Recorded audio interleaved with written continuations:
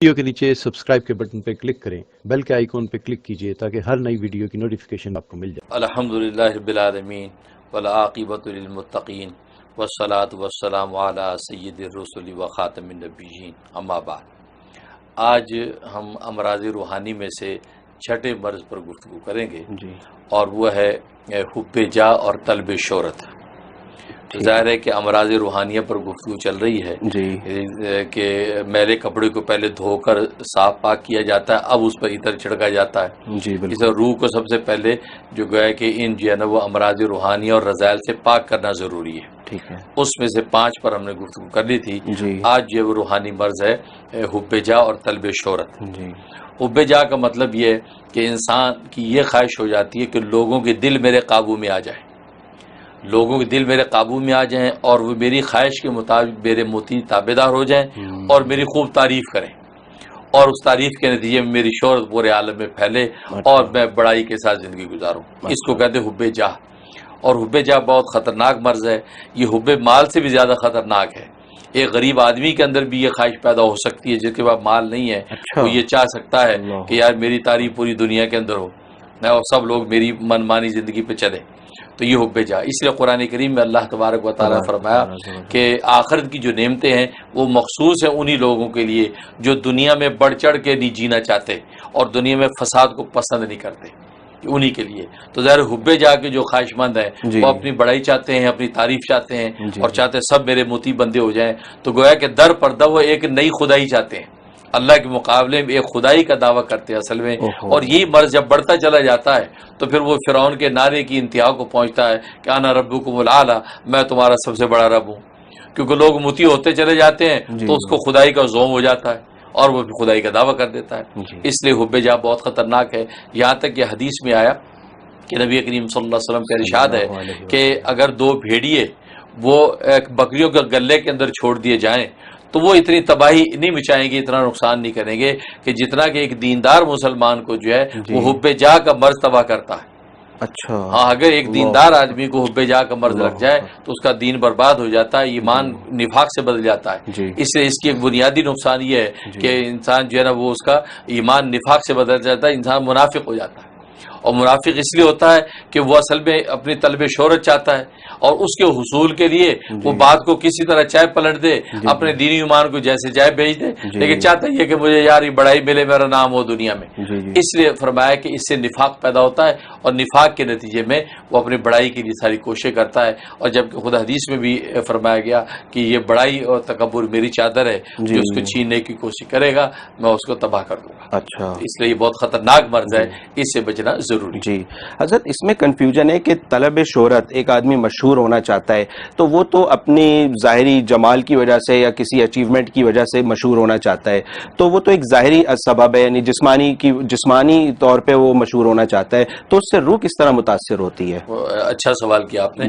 اس لیے کہ تسکین روح کو ملتی ہے، جو مشہور جو ہونا چاہتا ہے جسمانی خوبصورتی کے اعتبار سے، لیکن اس کو جب اس کی شہرت ہوگی پوری دنیا میں، اس کا ڈنکا بجے گا تو خوشی روح کو ملے گی۔ اچھا، جسم کا اس سے کوئی تعلق نہیں، خوشی روح کو ملے گی۔ بھلے وہ بڑھاپے میں ایسی شکل و صورت میں چلا جائے کہ اس کے پاس وہ حسن و جمال نہ بھی رہے، لیکن لوگ جب تعریف کریں گے، لوگ کہیں گے یار یہ خاتون یہ تو حسینہ عالم رہی ہے، یہ جناب یہ فلان 90-60 کے اندر حسینہ عالم تھی ہے، آج بڑھیا ہوگی بیچاری، لیکن تو یہ سن کر خوش ہوگی، تو روح خوش ہو رہی ہے، جسم تو اس کا ویسے وہ کھنٹے پہ آ گیا ہے۔ تو کیونکہ یہ جو اس کے جو ریئیکشن ہے وہ روح کو ٹچ کرتا ہے تو روح کو خوشی اور تسکین ہوتی ہے اور نفس پھولتا ہے۔ اسے امام غزالی فرماتے ہیں اس سے نفس پھولتا ہے اور نفس کے پھولنے سے انسان کو تسکین ملتی ہے روحانی طور پہ، اس لیے انسان اس کی طرف تگ و دو کرتا ہے۔ ماشاء اللہ حضرت، اس سے وہ پچھلی بات بھی یاد آ گئی جو آپ نے اصول بتایا تھا کہ روح کا اثر جسم پہ پڑتا ہے اور جسم کا اثر روح پر پڑتا ہے، تو یہ وہی مثال واضح ہو گئی کہ اس طرح سے ہوتی ہے۔ تو حضرت اب پھر اگلا سوال لوگوں کے ذہنوں میں یہ آتا ہے کہ شہرت کی طلب تو سب میں ہوتی ہے، لوگ ایڈمیریشن کو پسند کرتے ہیں کہ کوئی ہمیں ایڈمائر کرے، تعریف کرے، واہ واہ کرے، تو اس سے عام آدمی کیسے بچے؟ یہ تو ہر اکراس دا بورڈ سب لوگوں میں پائی جاتی ہے کسی نہ کسی درجے میں۔ بہت اچھا سوال کیا، اور یہی چیز قابل اصلاح ہے کہ طلب شہرت ہر ایک کی نیچر ہے، انسان کی طبیعت کا تقاضا ہے کہ اس کی شہرت ہوتی ہے تو خوش بھی ہوتا ہے اور اس کو تسکین ملتی ہے اور چاہتا بھی ہے کہ یار میں یہ کام کروں مشہور ہو جاؤں۔ کوئی بات نہیں، لیکن جب وہ شہرت اس کو ملے اس شہرت کو ذاتی کمال نہ سمجھے، بس یہ ہے۔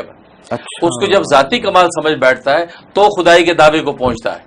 اب فرعون اگر یہ سمجھ لیتا کہ بھی میرا کوئی ذاتی کمال نہیں کہ لوگ مجھے میری پوجا پاٹ کر رہے ہیں یا لوگ میرے سامنے جھک رہے ہیں، میں تو انہی جیسا تو آدمی ہوں، بلکہ مجھ سے زیادہ طاقتور، جاندار، خوبصورت میرے عوام میں موجود ہیں، تو وہ اصل میں اتنا نفس اس کا پھول جاتا ہے، اس پھولے ہوئے نفس کے اندر وہ اپنی حقیقت سے غافل ہو جاتا ہے۔ اللہ یہی قرآن میں کہتے ہیں وَفِي أَنفُسِكُمْ أَفَلَا تُبْصِرُونَ، تم اپنے آپ کو نہیں دیکھتے ہو، اپنے آپ کو دیکھو، پھر یہ چیز اگر ملے گی تو تمہیں نقصان نہیں دیں گی۔ یہ بالکل ایسے جو ایک آدمی جیل خانے میں بیٹھا ہے اور جیل میں آپ اس کو بریانی پہنچا رہے ہیں، مرغ مسلم پہنچا رہے ہیں، وہ کھا تو رہا ہے لیکن اس کا دل ادھر ہی اٹکا ہوا ہے کہ یار ہوں تو میں قید۔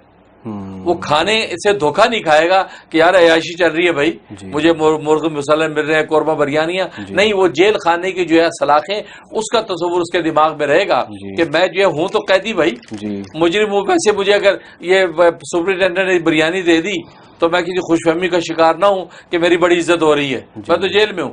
بس وہی بات ہے کہ اگر کسی کو شہرت مل جائے تو وہ یہ تصور باندھے کہ یہ اللہ کی توفیق سے، اللہ کی رحمت سے مجھے مل گئی، ورنہ میری حقیقت تو یہ جو لوگ موجود ہیں ان سے بھی کمتر ہے۔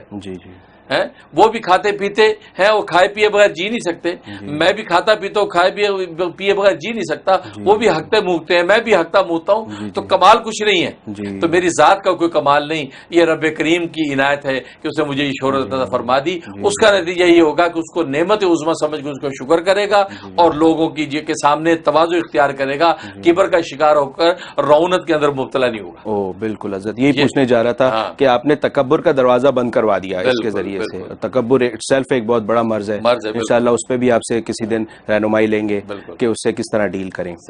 تو حضرت ایک یہ بھی سوال آتا ہے کہ یہ کہتے ہیں کچھ لوگ کہ دنیا کی محبت، دنیا کی شہرت کے پیچھے مت بھاگو، یہ خود تمہارے پیچھے آئے گی۔ بالکل، تو اس کے بارے میں حضرت یہ کیا یہ بات صحیح ہے؟ ایسا ہی ہوتا ہے انسان کے ساتھ؟ بہت اچھا سوال کیا کہ بالکل دنیا کی شہرت کے پیچھے نہ بھاگنے کا مطلب ہے دل میں اس کی طلب نہ رکھو۔ ٹھیک ہے، کیوں؟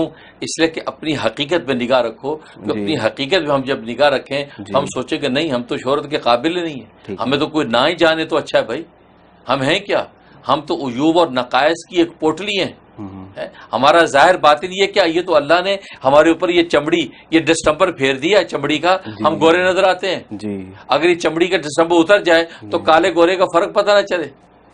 ہم ہیں کیا؟ ہڈیوں کا ایک ڈھانچہ ہے، اور اسکیلیٹن کو دیکھ کے اندازہ کہ اسکیلیٹن یہ ہماری حقیقت ہے، یہ تو خدا کی رحمت ہے، گوشت کی بوٹیاں اوپر سجا دی ہیں تو ہم بڑے حسینہ عالم لگتے ہیں۔ تو اپنی حقیقت میں نگاہ رکھو، تو یہ سوچا، اور پھر اتنے دسترخوان کے لذیذ کھانے میں نے کھائے اور وہ بدبودار پخانہ بن کے نکل گئے، اتنے خوشبودار مشروب میں نے پیے، بدبودار پیشاب بن کے نکل گیا، تو میرے اندر کی مشین اتنی گندی اور متاثر ہے، تو مجھے تو مشہور ہونا ہی نہیں چاہیے، میں تو اپنی حقیقت کو پردوں میں چھپا کے گزر جاؤں زندگی سے، یہ بہتر ہے۔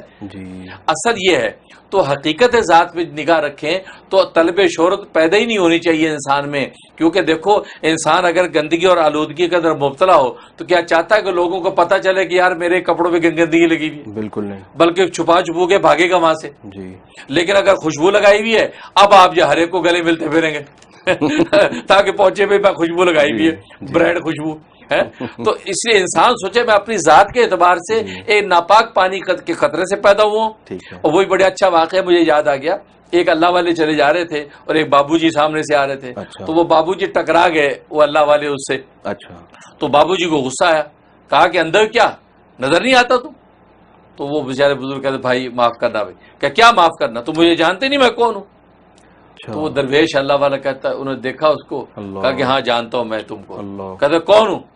اب وہ اللہ والے تعارف کرا رہے ہیں اس کا، کہا کہ اولو کا نطفۃ قذرہ، تیری ابتدا کے ناپاک پانی کے قطرے سے ہوئی ہے، وہ آخری کا جیفت مزیرہ، اور تیری انتہا کیا ہوگی؟ قبر کے کیڑے تجھے کھائیں گے، وانت تحمل بین ذالک العذرہ، اور یہ عام زندگی کے اندر پیٹ میں گو اٹھا کر پھرتا تو، یہ تیری حقیقت ہے، یہ تیرا تعارف۔ اللہ اکبر۔ اب یہ جب بات سنی ہے تو اس کی تو آنکھ کھل گئی کہ یار اس پہ تو سوچے نہیں کبھی، میں تو اہم ہی اپنے کپڑے لتے پہن کے سمجھا بڑا نواب ہوں، ہے بڑا حسینہ عالم مر گیا، نہیں یار یہ کیا بات کہہ دی؟ تو فوراً اس کے دل کو چوٹ لگی، اس نے کہا جزاک اللہ کے چشمے باز کر دی، اللہ تعالیٰ جزائے خیر دے تجھے کہ تو نے میری آج آنکھیں کھول دی۔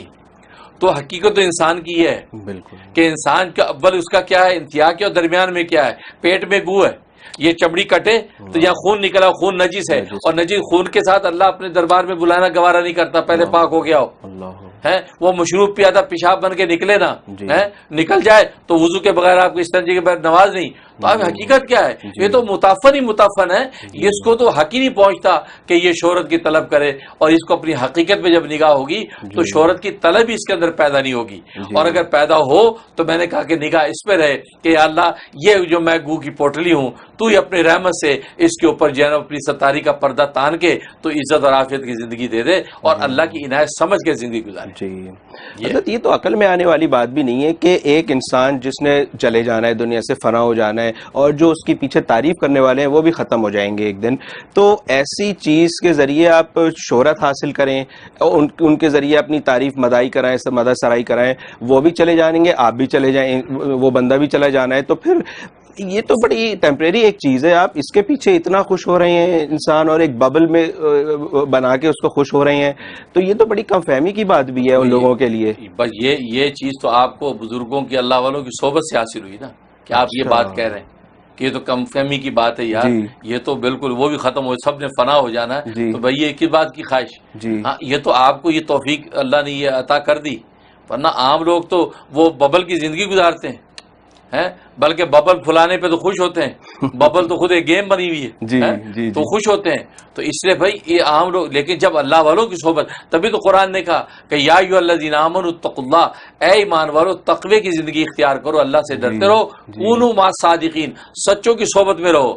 جب سچوں کی صحبت میں رہیں گے تو سچے ایسے حقائق ان کے سامنے کھولتے رہتے ہیں, ان کو پتہ چلتا ہے میں بھی فانی, تعریف کرنے والا بھی فانی, میری تعریف بھی فانی, اور بھی فانی تعریف کا کوئی نفع بھی نہیں ہے. اصل تو وہ باقی ذات ہے, اس کے اگر میری کوئی قیمت لگی تو قیمت ہے, ورنہ کوئی قیمت نہیں ہے. تو یہ فہم تو ان کی صحبت سے حاصل ہوتا ہے, ورنہ ہر دوسرا آدمی اسی خوش فہمی میں مبتلا ہے اور چاہتا ہے کہ جناب مجھے تعریف مل جائے, واہ واہ ہو جائے, اور جناب میں خود دنیا کے منافع اٹھاؤں. ہر بندہ اسی لیے تو مار کھا رہا ہے. اچھا ماشاء اللہ حضرت, یہ تو حقیقت ہے کہ آپ کی صحبت پا کر جو یہی نفع حاصل ہوا ہے کہ اصل شوق یہ لگ گیا ہے کہ اللہ تعالیٰ کیا مشہور ہو جائے, ہم وہاں پہ شہرت حاصل ہو, اللہ تعالیٰ ذکر کرے, آپ کا تذکرہ کرے اپنے لوگوں میں, اور تعریفیں کرے اور خوش ہو دیکھ کر. تو یہ ہمیں جو ہے آپ کے ذریعے سے یہ چیز حاصل ہوئی ہے, اور یہ بہت ہی نفع مند لگتی ہے, اور آپ نے بھی اس کا ماشاء اللہ ایکنالج کیا کہ یہ ایسا ہے.